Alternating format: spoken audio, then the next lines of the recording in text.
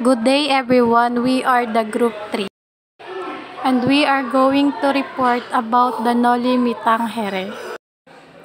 Introduction. Comprising 63 chapters and epilogue, Jose Rizal's first novel, Noli Me Tangere, exposes the abuses and inequality of many Spanish Catholic friars and government officials during his time.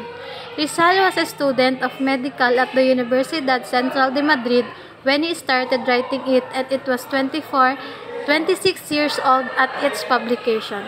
The author fittingly dedicated the novel to the country of its people, whose miseries and sorrows he brought to light in an attempt to awaken them to the truth concerning the ill of their country.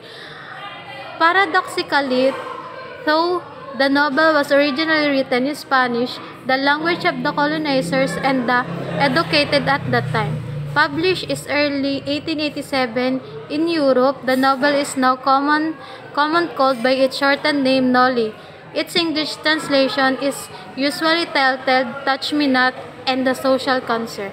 The Latin title, which means Touch Me Not, was taken from Christ's word, is a letter to Felix Hidalgo Rizal, however, made a mistake in attributing the quotation to the Gospel of Luke, for it was in fact recorded in John 17, Touch me not, for I am not yet ascending to my Father. The writing of the novel. Harriet Heather Stowe. Sa akda ni Harriet Heather Stowe na Uncle Tom's Cabin, si Jose Rizal daw po ay naimpluwensyahan ni Harriet Beecher Stowe at tagplano at nagawa na isang akda na nagbubunyag sa mga kasamaan ng lipunang Pilipino na nasakop ng mga Espanyol. Enero 2, 1884. Noong Enero 1884, isang pagpupulong ng mga Pilipino na gaganapin sa Madrid sa tahanan ng mga paterno. Inimungkahi dito ni Rizal ang paglikha ng unang aklat at napansin din ni Rizal sa kanyang mga kababayan ay mas interesado sa pagsusulat tungkol sa mga babae kaysa sa mga seryosong paksa at ginugugo lamang ang kanilang oras sa pagsusugal o pakikipaglandian sa mga babaeng Espanyol. Jenna Adventura. Ito'y Pilipinong malapit na kaibigan ni Rizal.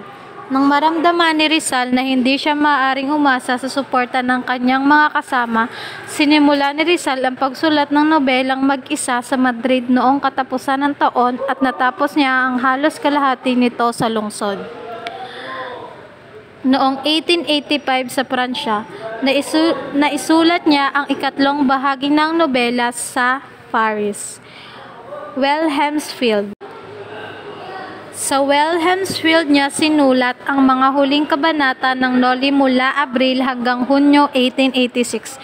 Natapos ang nobela sa Berlin, Alemanya sa katapusan ng 1886 at ang final na borrador ay handa ng ilathala sa pagsimula ng taong 1887. The printing of Noli. Dr. Maxime Viola, a rich family, arrived in Berlin. Ang paldo na si Dr. Maxime Viola ay pumunta sa Germany para anyanyahan si Rizal na samahan siya sa Europe tour. Ngunit nang malaman ang pagkabalisa ni Rizal, nagpa siya ang mabait na Viola na pagpaliban ang paglibot at iginiit na magpahiram kay Rizal ng pera upang may lathala ang Noli. Rizal made some adjustment in the novel to economize in its printing.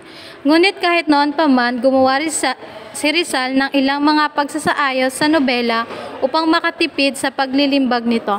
Tinangka niya ang kabanata na pinamagatang Ilyas at Salaman na di umano ay kabanata 25 kasunod ng kabanata sa Kakahuyan.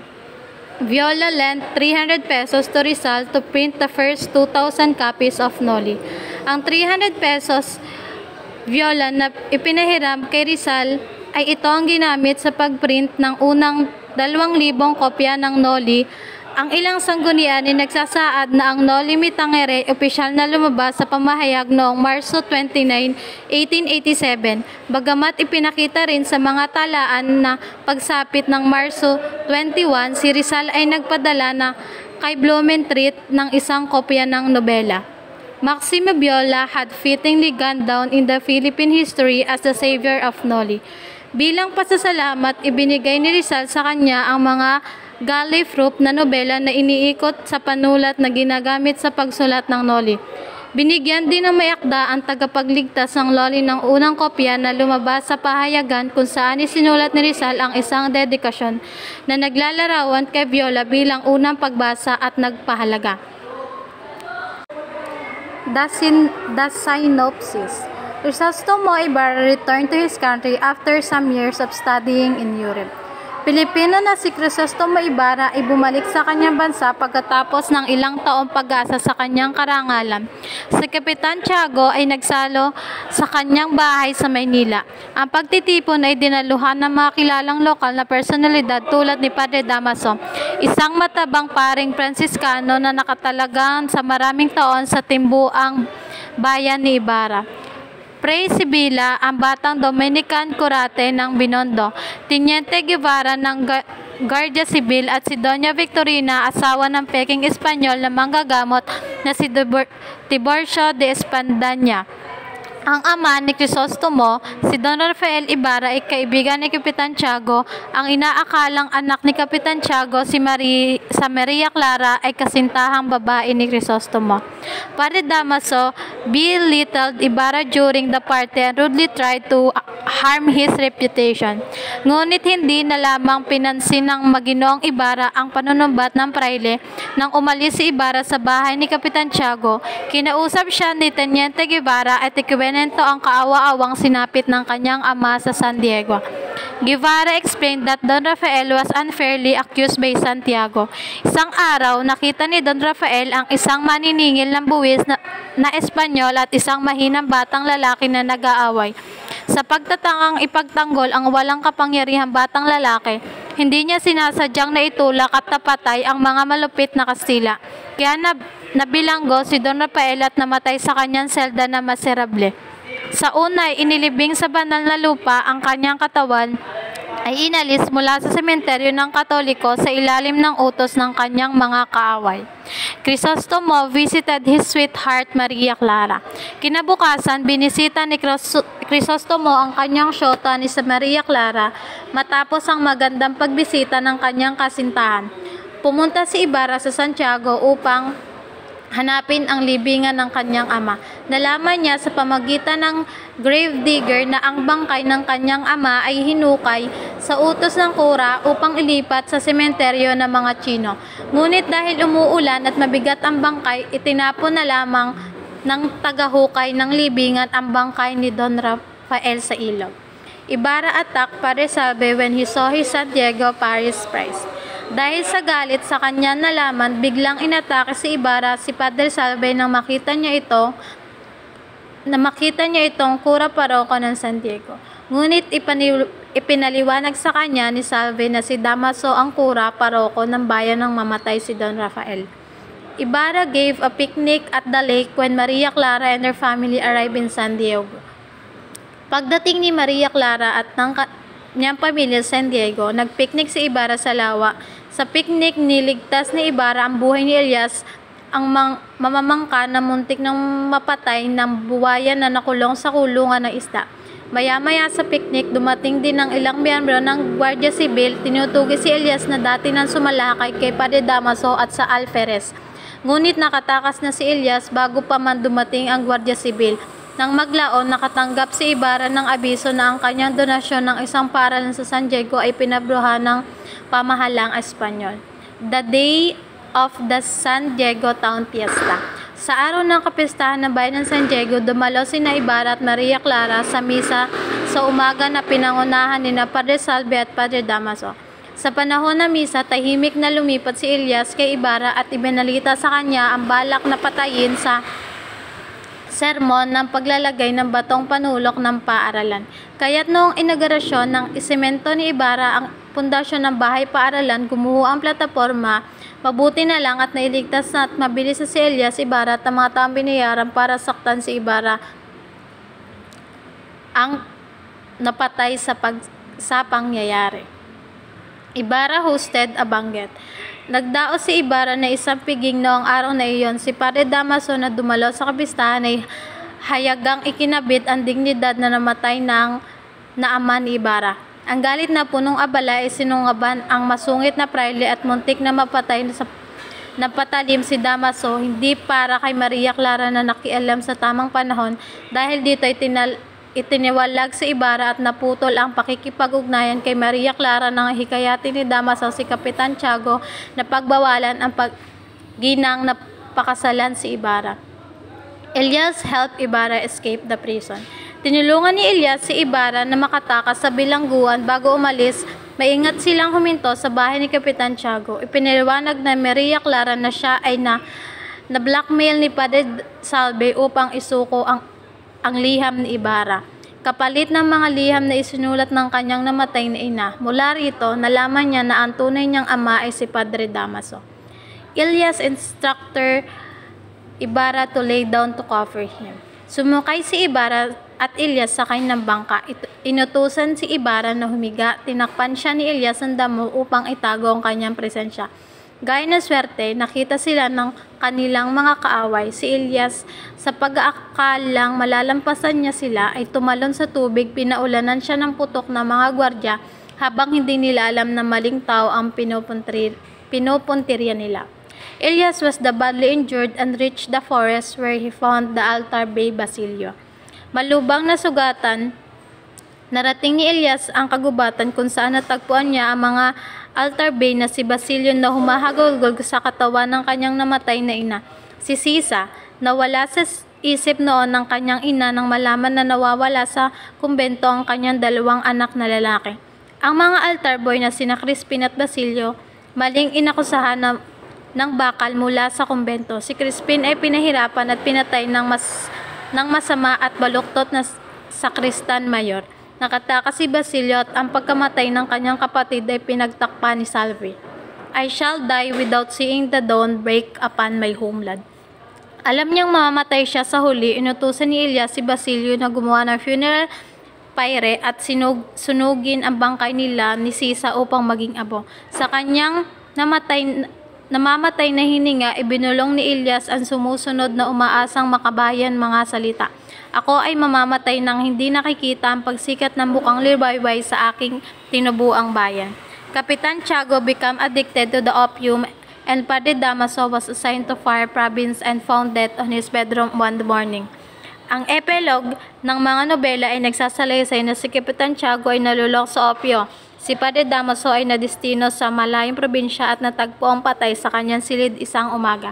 Ang malungkot na si Maria Clara sa paniniwalang si Ibarra ay nabaril sa ilog ay pumasok sa Madre. Si Padre Salve ay umalis sa kaliwang bahagi ng parokya ng San Diego at naging isang chaplain ng Madre. Ang ilan ay naghihinuha na si Salve na ipinakita bilang may nakatagong pagnanasa kay Maria Clara ay palaging nagmomolestya sa kanyang padre. Dahil dito, isang medyo baliw na babae ang nakitang isang maulan na gabi sa tuktok ng kumbento na umiyak at nagmumura sa langit dahil sa kapalaran na ipinagkaloob sa kanya. The Spirit of Noli. Introducing the spirit of the novel to his friend Ferdinand Blumentritt. Pinakilala ni Rizal ang diwa ng nobelang Noli Me Tangere sa kanyang kaibigan si Ferdinand Blumentritt. Ayon kay Rizal, ang nobela ay isang walang kinikilingan at matapang na nagsasalaysay ng buhay ng mga Pilipino Tagalog na naglalaman ng kasaysayan ng huling 10 taon ng buhay ng mga Pilipino sa ilalim ng pamumuno ng mga Espanyol. Sa pamamagitan ng nobelang ito, pinapakita ni Rizal ang mga suliranin at paghihirap ng mga Pilipino sa ilalim ng kolonyal na pamamahalaan tulad ng korupsyon, pang-aabuso at kawalan ng pagkakapantay-pantay. The novel's characters represent the various kind of people inhabiting the country of the time. Ang mga Pilipino kumakatawan sa iba't ibang tauhan sa nobelang Noli Me Tangere ay kumakatawan sa iba't ibang uri ng taong naninirahan sa Pilipinas noong panahon ng kolonisasyon ng Espanya. Ang mga tauhan ay sina Crisostomo Ibarra ay isang kumakatawan sa mga Pilipinong mayaman at edukado na may mabuting intensyon para sa bayan. Ni Padre Damaso ay kumakatawan sa mga aktong opisyal ng simbahan na gumagamit ng kanilang kapangyarihan para sa sarili interes, at si Elias ay kumakatawan sa mga Pilipinong revolusyonaryo na handang magsakripisyo para sa kalayaan ng bayan sa pamagitan ng mga tauhan na ito. Ipinapakita ni Rizal ang mga suliranin at katiwalaan sa lipunang Pilipino sa ilalim ng kolonisasyon at ang pangangailangan para sa pagbabago at reforma. Reaction to Noli. The Noli Rizal's friends and compatriots. Ang mga kaibigan at kababayan ni Rizal ay ipinagtanggol na ang Noli, isa sa mga Espanyol, ang mga kaibigan at kabayanihan ng Jose Rizal tulad ni Marcelo H. del Pilar, Graciano Lopez, Hayna at iba pang mga propagandista ay tumitindig at ipinagtatanggol ang nobelang Noli Me Tangere. Ipinapakita nila na ang nobela ay isang mga katotohanan at paglalarawan ng mga abuso at katiwalaan ng Espanyol sa Pilipinas, at ito ay isang mahalagang bahagi na pagtataguyod ng reforma at pagbabago sa bansa. Non-Filipino Australian friend and Dr. Miguel Moraita. Kabilang sa mga hindi Pilipinong nagtanggol sa Noli ay si Ferdinand Blumentritt, isang Australian na antropologo at isang edukador, ay isa sa mga hindi Pilipinong tagapagtanggol ni Jose Rizal at ng nobelang Noli Me Tangere. Siya ay naging kaibigan ni Rizal at napag-ugnay sa kanya sa pamagitan ng liham si Dr. Miguel Moraita, isang Espanyol na manunulat at politiko at isa pang tagapagtanggol ni Rizal at ng nobela. Ang kanilang suporta at pagtatanggol ay nagpakita ng pandaigdigang interes sa simpatya sa mga adhikain ng mga Pilipino para sa reforma at kalayaan. During Rizal homecoming in 1887. Nang dumating si Jose Rizal sa Pilipinas noong 1887, ipinatawag siya ni Gobernador General Emilio Tero sa palasyo ng Malacañang. Ang dahilan ay ang petisyon ng Arsobispo Bernardino Nosaleda na ipinagbawal ang nobelang Noli Me Tangere dahil sa mga nilalaman nitong umano'y kontra sa simbahang Katoliko. Si Gobernador General Tero ay humingi kay Rizal ng isang kopya ng nobela upang siyasatin at malaman kung ito ay dapat ipagbawal. Ipinakita ni Rizal ang kanyang kooperasyon, ngunit sinabing wala siyang dalang kopya ng nobela. The Spanish Cortes belabored the novel through formal speeches labeling it as anti-Catholic. Ang pagduligsa ng mga Spanish Cortes sa nobelang Noli Me Tangere bilang anti-Catholic ay nangangahulugan na ang nobela na isinulat ni Rizal ay nagpapakita bilang isang pag-atake sa simbahang Katolika at sa mga turo nito.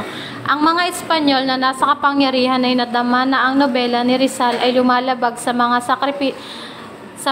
prinsipyo ng Katolismo at naglason sa mga Pilipino laban sa simbahan. Jose Rodriguez. Isa sa mga umatake sa Noli si Jose Rodriguez, isang paring Austrian, ay isa sa mga matinding kritiko ng Noli Me Tangere. Ipinapakita niya ang kanyang pagtutol sa nobela sa pamagitan ng pagsulat ng 8 serye ng mga artikulo na naglalayong sirain ng nobela at ang may akda nitong si Jose Rizal. Noli Artifact. Muebles ni Dr. Carl Ulmer. Ginagamit ni Rizal ang muebles ni Dr. Carl Ulmer noong si Rizal ay nanirahan sa bahay ng pastor sa Wilhelmsfield. Noong 1886 ay kasalukuyang nakadisplay sa Pacoc Garden Resort sa Baclayon, Bohol. Huling kabanata ng Noli. Isinulat ang huling kabanata ng Noli sa bahay ng pastor ni Ulmer. Malamang na ang ilang bahagi ng nobela ay naisulat sa mga muebles ng sala roon. Hans Kuf. Sa Hans Kuf, ibinigay ng pamilya ni Ulmer ang mga muebles. Si Hans Kuf ang Alameda na may-ari ng resort bilang pagkilala sa kanyang advokasya sa pagpapalaganap ng mga ideya na bayaning Pilipino. Si Kuf ay kasapi ng Knights of Rizal. Ang kanyang asawa ay Pilipina.